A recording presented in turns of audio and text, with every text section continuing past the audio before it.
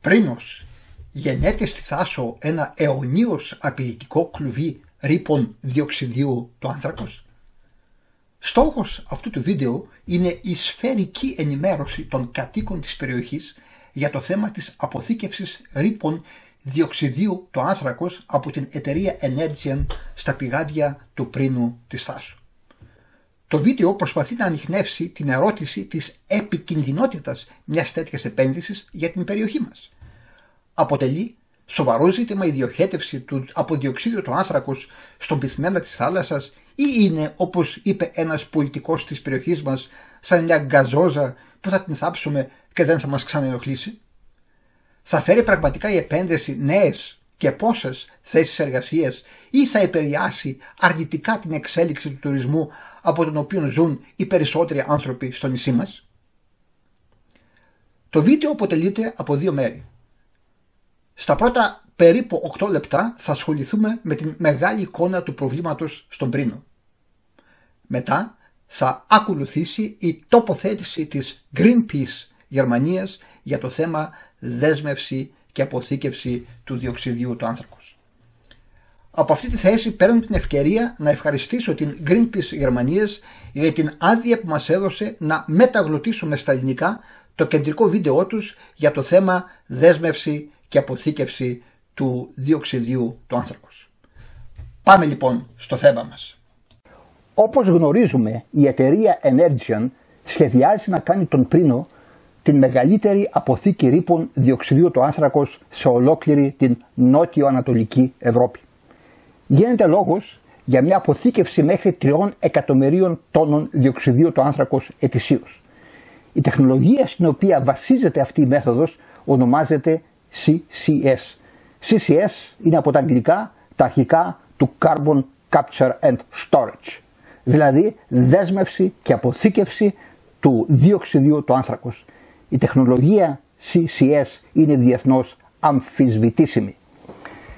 Γεγονός είναι ότι για να επιτευχθούν οι στόχοι της κλιματικής αλλαγής πρέπει να καταβληθούν τεράστιες προσπάθειες για τη μείωση των εκπομπών αερίων του θερμοκηπίου. Η ισορροπία αυτή απαιτεί μια στρατηγική της ιεράρχησης των στόχων. Οφείλει να πληρεί τα εξής κριτήρια. Πρώτον, βιωσιμότητα. Δεύτερον, διατήρηση της φύσης. Και τρίτον, ελαχιστοποίηση των κινδύνων. Σε απλά ελληνικά σημαίνει αυτό να μην πληρώσουν την ύφη αυτοί που έχουν σχεδόν μηδαμινές εκπομπές ρήπων όπως εμείς εδώ στη Θάσο. Εμείς ζούμε κατεξοχήν από τον τουρισμό και δεν πρόκειται να μείνει ούτε 1 ευρώ από αυτό το έργο στο νησί. Συνεπώς, εάν γίνει η αποθήκευση στον Πρίνο, είναι ιδιαίτερα σημαντικό για την κοινωνική αποδοχή να γίνει διαφώτιση της τοπικής κοινωνίας με έναν κατανοητό και καθαρό τρόπο. Γιατί η επιβάρυνση από τους κινδύνους και οι συνέπειες αυτού του έργου είναι σε μεγάλο βαθμό τοπική, δηλαδή αφορά σε πρώτη γραμμή εμάς εδώ στη Θάσο.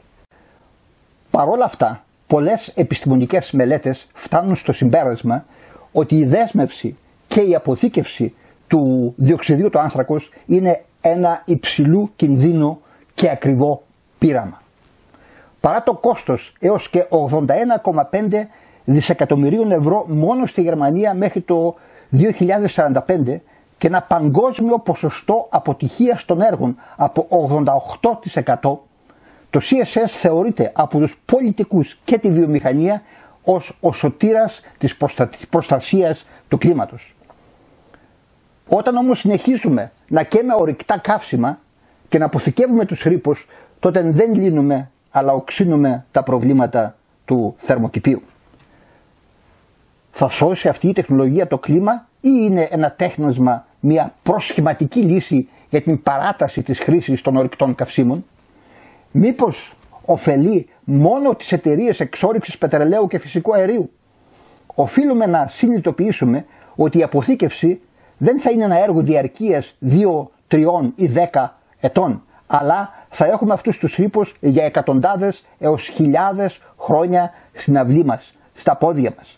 Πρόκειται δηλαδή για μια αιώνια ταφή η αποθήκευση ρήπων που θα έχουμε στα πόδια μας, γι' αυτό πρέπει να ελέγχουμε αυστηρά τι θα μπαίνει στα πηγάδια. Μπορεί η κοινωνία της Θάσου να αναλάβει σήμερα αυτήν την ευθύνη και τι αντισταθμιστικά μέτρα προτείνονται από την πολιτεία? Κάτω από αυτές τις παραμέτρους δημιουργούνται πολλά ερωτήματα. Η αυθόρμητη απελευθέρωση μεγάλης ποσότητας διοξιδίου του άνθρακος στον αέρα λόγω διαρροών στα πηγάδια δεν μπορεί να αποκλειστεί εντελώς. Τι θα γίνει στην περίπτωση αυτού που λέμε blowout, δηλαδή της έκρηξης και ξαφνικής διαφυγής μεγάλων ποσοτήτων διοξιδίου του άνθρακος? Υπάρχει μια καθαρή εικόνα τι συνέπειες θα έχει η οξύνηση του θαλασσινού νερού στους θαλάσσιους οργανισμούς?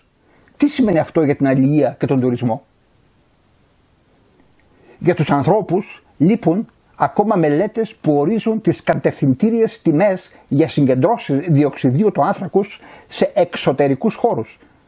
Τι σημαίνει αυτό για τους οικισμούς που είναι κοντά στα πηγάδια, όπως η Καλλιράχη παραδείγματος χάρη? Πόσο μεγάλος είναι ο κίνδυνος διαρροής τα επόμενα χρόνια ή στους επόμενους αιώνες? Μπορούμε να βαδίσουμε με βάση την αρχή «ας πάμε και όπου βγει» ή «ο Θεός είναι μεγάλος»? Γιατί πρέπει να αναλάβουμε αυτόν τον κίνδυνο για όλες τις μελλοντικές γενιές με μηδενικό κόστος, χωρίς αντισταθμιστικά μέτρα, ενώ είμαστε μια περιοχή που ζει σχεδόν αποκλειστικά από τον τουρισμό και είναι επιπλέον και τεκτονικά ενεργός? Οι εταιρείες θα απαλλαγούν ούτως ή άλλως από την ευθύνη τους μετά από μερικές δεκαετίες. Στην Γερμανία το όριο είναι 40 χρόνια. Μετά τι γίνεται? Τι συστήματα ασφαλείας έχουμε στην Ελλάδα? Το έργο απαιτεί σκληρότατο monitoring, δηλαδή μια ακριβή παρακολούθηση που πρέπει να πραγματοποιείται σε ολόκληρη την αλυσίδα, καθώς το διοξείδιο του άνθρακος μπορεί να διαφύγει στην ατμόσφαιρα κατά τη δέσμευση, τη μεταφορά αλλά και την αποθήκευση.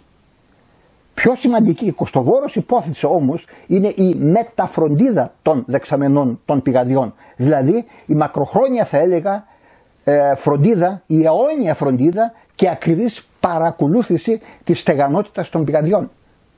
Δεν είναι για 1 ή 2 χρόνια όπως είπαμε, αλλά για 10.000 χρόνια.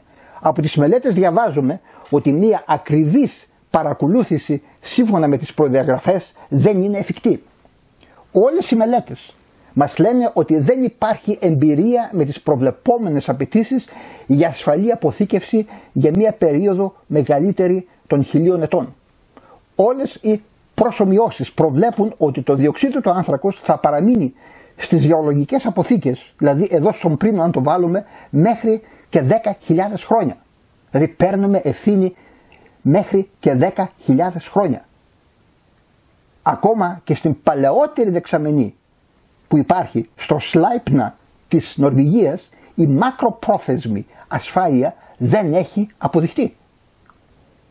Γιατί λοιπόν δεν επενδύουμε αυτά τα δις των φορολογουμένων σε νέες τεχνολογίες τη στιγμή που για το CCS δεν είναι ακόμα στο κοινό διαθέσιμοι και λεπτομερείς υπολογισμοί του κόστους, εκτός από τη χρήση του διοξιδίου του άνθρακος για την βελτιστοποίηση της εξόρυξης του φυσικού αερίου, το λεγόμενο Enhanced Oil Recovery. Δηλαδή υπάρχει μια μέθοδος, αυτή η Enhanced Oil Recovery, με την οποία βελτιστοποιούμε την εξόρυξη, δηλαδή βγάζουμε περισσότερο αέριο από τις δεξαμενές.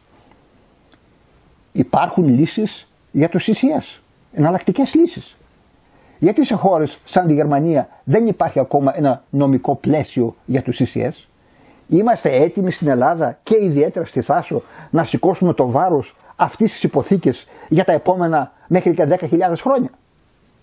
Πολλά από αυτά τα ερωτήματα επιχειρεί να μας απαντήσει ο Κάρστεν Σμιτ από την Greenpeace της Γερμανίας στο βίντεο που ακολουθεί. Πριν πάμε στο βίντεο της Greenpeace, 2 κουβέντες για τον Κάρστεν Σμιτ. Ο Κάρστεν Σμιτ είναι υπεύθυνος εκστρατείας για κλίμα και ενέργεια της Greenpeace Γερμανίας. Σπούδασε μηχανική και τεχνολογία προστασίας του περιβάλλοντος στο Τεχνικό Πανεπιστήμιο του Μονάχου και ξεκίνησε την καριέρα του στην Greenpeace Γερμανίας. Ως ακτιβιστής για το κλίμα και την ενέργεια, αγωνίστηκε με πάθος για την επέκταση των ανανεώσιμων πηγών ενέργειας. για λογαριασμό της Greenpeace έχει κάνει εντακτική εκστρατεία για τη σταδιακή κατάργηση της ηλεκτροπαραγωγής στη Γερμανία με καύση άνθρακα και εργάστηκε στην επιτροπή της γερμανικής κυβέρνησης για τη σταδιακή κατάργηση του άνθρακα. Ήδη από το 2009 συμμετείχε αποφασιστικά στη συζήτηση για τη δέσμευση και αποθήκευση του διοξιδίου του άνθρακος, δηλαδή σαν αυτό το έργο που έχουμε στον Πρίνο. Και σήμερα είναι σταθερά υπέρ μιας πραγματικής κοινωνικο-οικολογικής αναδιάρθρωσης της βιομηχανίας. Απορρίπτει προσχηματικές λύσεις για τα ορυκτά καύσιμα όπως το CCS και είναι υπέρ των βιώσιμων εναλλακτικών λύσεων. Γεια σας, είμαι ο Κάρστεν Σμιτ, ειδικός σε θέματα κλίματος και ενέργειας από την Greenpeace. Σήμερα θα μιλήσω για τη δέσμευση και αποθήκευση του διοξιδίου του άνθρακα, το λεγόμενο CCS από το αγγλικό Carbon Capture and Storage. Όταν μιλούμε για CCS εννοούμε εδώ τη δέσμευση και αποθήκευση του διοξιδίου του άνθρακα. Το CCS είναι η επιθυμητή λύση ή το όνειρο της βιομηχανίας. Αλλά, όπως θα δούμε αργότερα, στην πραγματικότητα πρόκειται για μια προσχηματική λύση χρήσης ορυκτών καυσίμων που θα μας οδηγήσει σε αδιέξοδο για την κλιματική πολιτική. Ας δούμε τι διαθέσιμα πραγματικά στοιχεία και δεδομένα έχουμε. Το CCS είναι επικίνδυνο. Η βιομηχανία ισχυρίζεται ότι το CCS είναι μια δοκιμασμένη και σίγουρη τεχνολογία. Αυτό όμως δεν ισχύει καθόλου. Υπάρχουν πολλά αποτυχημένα έργα. Παραδείγματα. Στο Σάλαχ της Αλγερίας το έργο έγχεσης, δηλαδή η τοποθέτηση διοξιδίου του άνθρακος με ποίηση σε βάθος, έπρεπε να εγκαταλειφθεί. Στον Γκόρντον της Δυτικής Αυστραλίας υπάρχουν πολλά προβλήματα και ο εκεί κυβερνήτης σκέφτεται να απαγορεύσει την έγχεση διοξιδίου του άνθρακος λόγω των μεγάλων περιστατικών που συνέβησαν. Επίσης, στο project δείγμα στην Νορβηγία, στο έργο Σλάιπνα, υπάρχουν πολλοί απροσδόκητοι τρόποι με τους οποίους εξαπλώνεται το διοξείδιο του άνθρακος. Στο Σλάιπνα, το διοξείδιο του άνθρακος διαχέεται σε ένα νέο στρώμα που δεν προβλεπόταν προηγουμένως στα μοντέλα και εξαπλώνεται εκεί με τρόπο που κανείς δεν μπορούσε να φανταστεί. Επομένως, το CSS είναι επικίνδυνη τεχνολογία και δεν έχει αποδειχθεί καθόλου ότι το CSS μπορεί να αποθηκευτεί με ασφάλεια στο έδαφος για εκατοντάδες και χιλιάδες χρόνια. Στο κάτω-κάτω της γραφής, η βιομηχανία δεν θα αναλάβει την ευθύνη, αλλά αυτή η ευθύνη θα μετακυλιστεί στην κοινωνία και οι μελλοντικές γενιές θα είναι αυτές που θα πρέπει να επομιστούν τις συνέπειες του αιώνιου βάρους της έγχεσης του διοξιδίου του άνθρακος στο υπέδαφος. Συμπερασματικά, το CSS είναι μια αναπόδεκτη τεχνολογία, είναι επικίνδυνη και καθόλου ασφαλής. Το CCS είναι ακριβό. Το CCS είναι ακριβό και είναι μια τεχνολογία διάθεσης κατάντη, δηλαδή έρχεται πίσω, ακολουθεί από μια άλλη τεχνολογία. Αυτό σημαίνει ότι εκτός από το εργοστάσιο που παράγει το διοξείδιο του άνθρακος, όπως η τσιμεντοβιομηχανία ή η χαλιβουργία, απαιτείται παράλληλα και μια μεγάλη εργοβόρα εγκατάσταση αποδέσμευσης του διοξειδίου του άνθρακος από τα άλλα αέρια. Επιπλέον, απαιτείται και ένα δίκτυο μεταφοράς χιλιάδων χιλιόμετρων, αλλά και αποθήκες όπου θα αποθηκεύεται το διοξείδιο του άνθρακος. Όλα αυτά κοστίζουν πραγματικά πολλά χρήματα και το παράδοξο από την άποψη του κλίματος είναι ότι το δίκτυο αγωγών αποδίδει μόνο όταν περνάει από αυτό μεγάλη ποσότητα διοξιδίου του άνθρακος. Δηλαδή, όσο περισσότερο διοξίδιο του άνθρακος περνάει από το δίκτυο αγωγών, τόσο πιο κερδοφόρο είναι για τον φορέα εκμετάλλευσης. Με άλλα λόγια, γίνεται ακριβώς το αντίθετο από αυτό που πραγματικά θέλουμε. Αυτό που θέλουμε είναι να αποφεύγουμε το διοξείδιο του άνθρακος και να μην το διοχετεύουμε στην ατμόσφαιρα. Δεν θέλουμε να στήσουμε με τα χρήματα των φορολογουμένων μια υποδομή διάθεσης κατάντη που είναι τελικά ακριβή και δεν θα βοηθήσει διαχρονικά την κλιματική αλλαγή. Το CCS είναι μια προσχηματική λύση.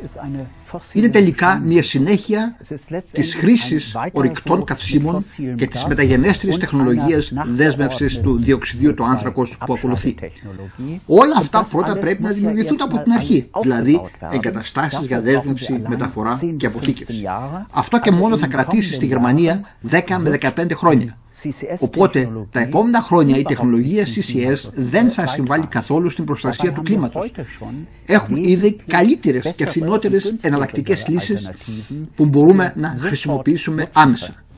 Θα πρόκειται για μια πανοληθρία στην κλιματική πολιτική εάν η τεχνολογία CCS δεν λειτουργήσει στο τέλος, επειδή θα έχουμε σπαταλήσει 10 έως 15 χρόνια.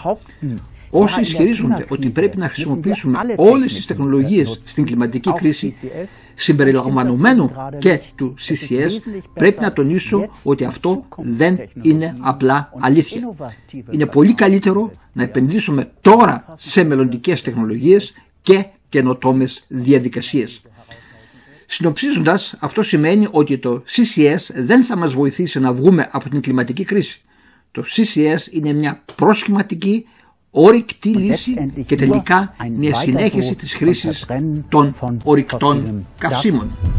Οι βιομηχανικές εκπομπές διοξιδίου του άνθρακος μπορούν να αποφευχθούν. Οι λεγόμενες αναπόφευκτες υπολοιματικές εκπομπές δεν είναι καθόλου αναπόφευκτες. Η γερμανική κυβέρνηση σχεδιάζει να δεσμεύσει στη Γερμανία έως και 69 εκατομμύρια τόνους διοξιδίου του άνθρακος ετησίως και στη συνέχεια να τις διοχετεύει κάπου. Δηλαδή είμαστε ακόμα στο κάπου. Αυτό είναι το 50% των βιομηχανικών εκπομπών του έτους 2023. Οι μισές από αυτές υποτίθεται ότι είναι αναπόφευκτες. Αυτό όμως δεν είναι αλήθεια. Μπορούμε σίγουρα να βασιστούμε σε καινοτόμες τεχνολογίες και σε άλλες μορφές παραγωγής. Η βιομηχανία έχει αποτύχει εδώ και 10 ετίες να εφαρμόσει αποτελεσματικά μέτρα εξοικονόμησης διοξιδίου του άνθρακος.